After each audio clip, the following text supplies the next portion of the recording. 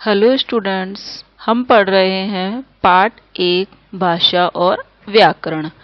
कल हमने पार्ट में पढ़ा कि भाषा क्या है, भाषा किसे कहते हैं, भाषा के कितने रूप हैं। अब हम पढ़ेंगे भाषा का एक तीसरा रूप भी होता है सांकेतिक भाषा, जिसे कि व्याकरण में स्थान नहीं दिया गया है। इसे देखिए, इसमें है निर्देशक चिन्हों और संकेतों के द्वारा हम अपनी बात को कह सकते हैं। जैसे कि कुछ चित्र दिए हैं, इसमें ये चित्र दिखाया गया है। चित्र में लिखा है 500 मीटर और H, अर्थात जो हॉस्पिटल है वो 500 मीटर आगे है। दूसरा चित्र है, इसमें दो बच्चे खड़े हैं, ऊपर रेड लाइट जल रही है, तो यहाँ रुकने का चिन्ह दिया गया है। तो इन चिन्हों के माध्यम से, इन संकेतों के माध्यम से हमें समझाया गया है। इसे सांकेतिक भाषा कहते हैं। ब्रेल लिपि, जो लोग देखने में समर्थ नहीं होते वो लोग यूज करते हैं। मूक अभिनय अर्थात बिना आवाज की एक्टिंग आदि सांकेतिक भाषा के कुछ उदाहरण हैं। परंतु सांकेतिक भाषा का प्रयोग तभी संभव है जब हम आमने सामने हो। कई बार संकेतों द्वारा विचार स्पष्ट रूप से व्यक्त नहीं हो पाते, ढंग से हमें समझ नहीं आते कि सामने वाला क्या कह रहा, इस संकेत का क्या आशय है। तो इसके सीमित प्रयोग को देखते हुए भाषा के इस रूप को भाषा का दर्जा नहीं दिया जाता है। अब हम पढ़ेंगे बोली।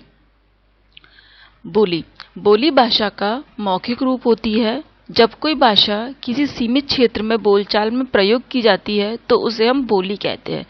जो हम भाषा पढ़ते हैं उस भाषा का एक व्याकरण होता है, एक साहित्य होता है। लेकिन जो बोली होती है, ना तो उसका व्याकरण होता है, ना ही उसका साहित्य होता है। बोली भाषा का मौखिक रूप होती है। जब हम किसी भाषा को सीमित क्षेत्र में, एक लिमिटेड एरिया में हम बोलचाल के रूप में यूज करते हैं तो उसे हम बोली कहते हैं। भाषा तो एक पूरे बहुत बड़े क्षेत्र में, पूरे देश में, पूरे प्रदेश में बोली जा सकती है, लेकिन जो बोली होती है उसका क्षेत्र बहुत ही सीमित होता है। जैसे हमें उदाहरण दिया है कि हरियाणा, उसकी बोली हो सकती है हरियाणवी। बुंदेलखंड, उसकी बोली हो सकती है बुंदेलखंडी। छत्तीसगढ़ में छत्तीसगढ़ी और राजस्थान की बोली राजस्थानी। तो बोली क्या है? बोली भाषा का मौखिक रूप है और बोली को किसी सीमित क्षेत्र में ही बोलचाल के रूप में प्रयोग किया जाता है। अब हम पढ़ेंगे मातृभाषा। मातृभाषा मतलब माँ से सीखी हुई भाषा या परिवार से सीखी हुई भाषा। बच्चा जो भाषा सबसे पहले अपने परिवार में सीखता है उसे मातृभाषा, मदर टंग कहते हैं। जैसे पंजाबी परिवार में पले बड़े बच्चे की मातृभाषा पंजाबी होगी, बंगाली परिवार में बच्चे की भाषा बंगाली होगी, हिंदी परिवार में जन्मे बच्चे की भाषा हिंदी होगी। ये है मातृभाषा, वह भाषा जो भाषा बच्चा अपने माता से, अपने परिवार से सीखता है, वह मातृभाषा कहलाती है। दूसरी है राजभाषा।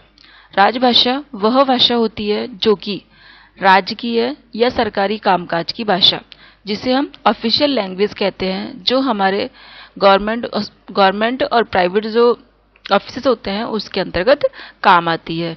यह राजभाषा कहलाती है, ऑफिशियल लैंग्वेज।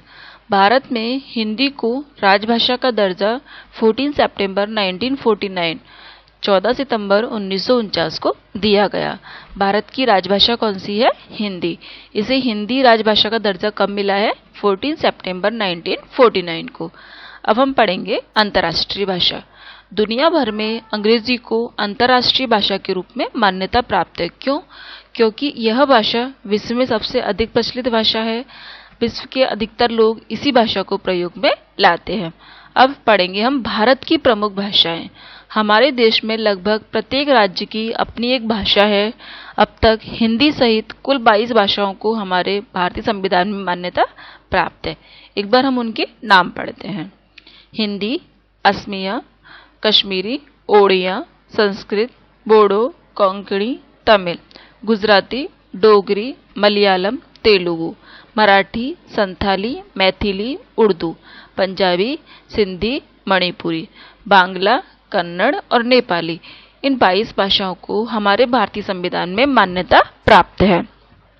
अब है विश्व की कुछ प्रमुख भाषाएं। पूरे विश्व में, पूरे संसार में लगभग 6500 भाषाएं बोली और लिखी जाती हैं। उनमें से कुछ तो इस प्रकार है, जैसे कि अंग्रेजी भाषा, चीनी भाषा, फ्रेंच, अरबी, जापानी, स्पेनिश, जर्मन, थाई, हिब्रू, रूसी आदि। अब हम पढ़ेंगे लिपि कि लिपि क्या होती है। बोलते समय हमारे मुंह से जो ध्वनियां निकलती है उन्हें लिखने के कुछ निश्चित चिन्ह दिए गए हैं।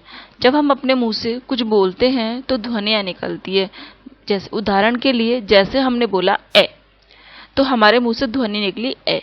अब उस ए को लिखने के लिए कुछ निश्चित चिन्ह है कि जो ए है उसे हम उस प्रकार से लिख सकते हैं, दूसरा कोई उसका लिखने का प्रकार नहीं होता है। तो हमारे मुंह से जो भी ध्वनियां निकलती है उनको बोलने के लिए जो कुछ निश्चित चिन्ह दिए गए हैं, इन चिन्हों को ही हम लिपि कहते हैं। अर्थात हम कह सकते हैं कि जो भाषा का लिखने का तरीका होता है, उसका लिखने का जो ढंग होता है, उसे हम लिपि कहते हैं। प्रत्येक भाषा की अपनी एक लिपि होती है। हमें कुछ एग्जाम्पल दिए हैं, जैसे कि हिंदी भाषा की लिपि है देवनागरी और इसे किस तरह से लिखते हैं, माँ भारतीय हूँ। संस्कृत देवनागरी लिपि है, इसमें लिखते हैं अहम भारतीय अस्मि। देन गुजराती, उसकी लिपि भी देवनागरी है, इसमें लिखा है हूँ भारतीय छू। देन पंजाबी, इसकी लिपि है गुरुमुखी, मैं भारतीय हाँ। उर्दू में फारसी इसकी लिपि है, यहाँ पर लिखा हुआ है मैं भारतीय हूँ। अंग्रेजी रोमन लिपि है, इसकी लिखा है आई एम इंडियन। इस प्रकार से अलग अलग भाषाओं की अलग अलग लिपि होती है और अपनी लिपि के अनुसार ही उन्हें लिखा जाता है।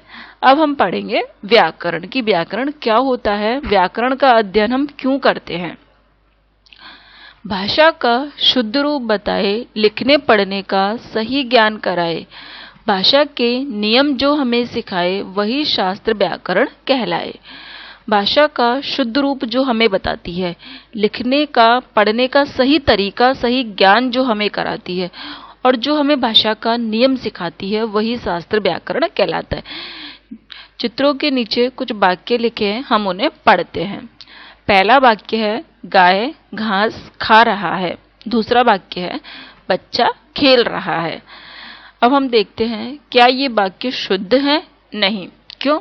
क्योंकि पहले वाक्य में तो लिंग संबंधी अशुद्धि है, गाय स्त्रीलिंग है तो यहाँ पर आएगा गाय घास खा रही है।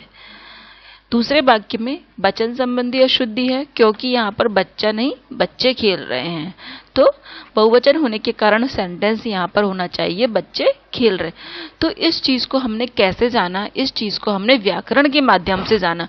अगर हमें व्याकरण में लिंग, वचन, काल, कारक, सर्वनाम आदि चीजों की जानकारी होगी तो हम उस शब्द को, उस वाक्य को शुद्ध कर सकते हैं।